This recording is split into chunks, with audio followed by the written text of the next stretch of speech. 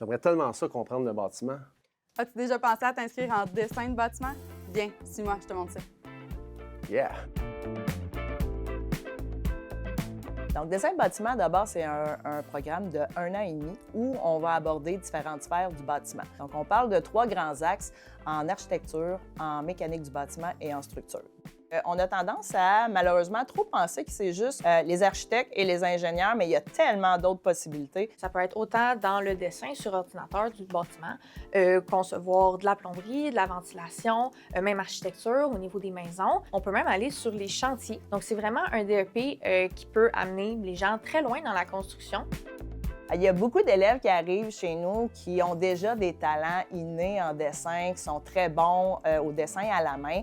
Par contre, il faut se rappeler que nous, on travaille avec des logiciels de dessin. Donc, on va travailler avec 2 logiciels, AutoCAD et Revit.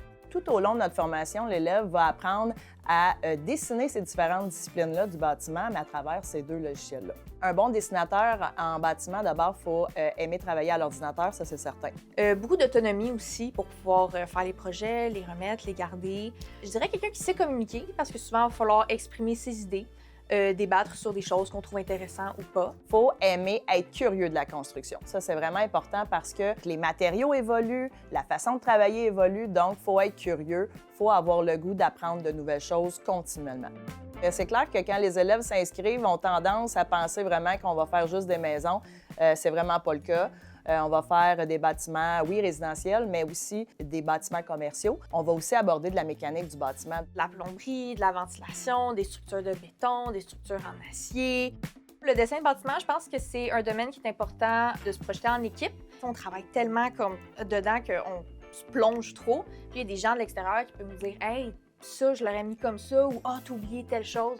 Donc, c'est important de bien savoir communiquer aussi ses idées, puis d'accepter aussi soit les critiques constructives ou les commentaires des gens là, qui travaillent avec nous.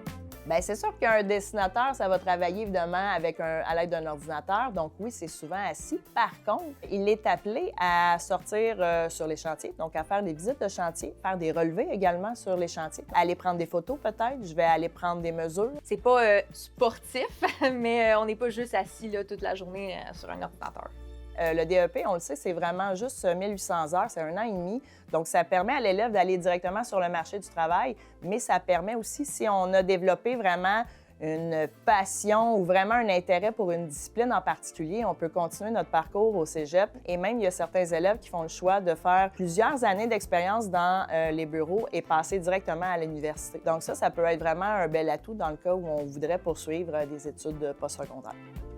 Si tu aimes ce que tu as vu et tu te reconnais là-dedans, mais viens t'inscrire en dessin de bâtiment.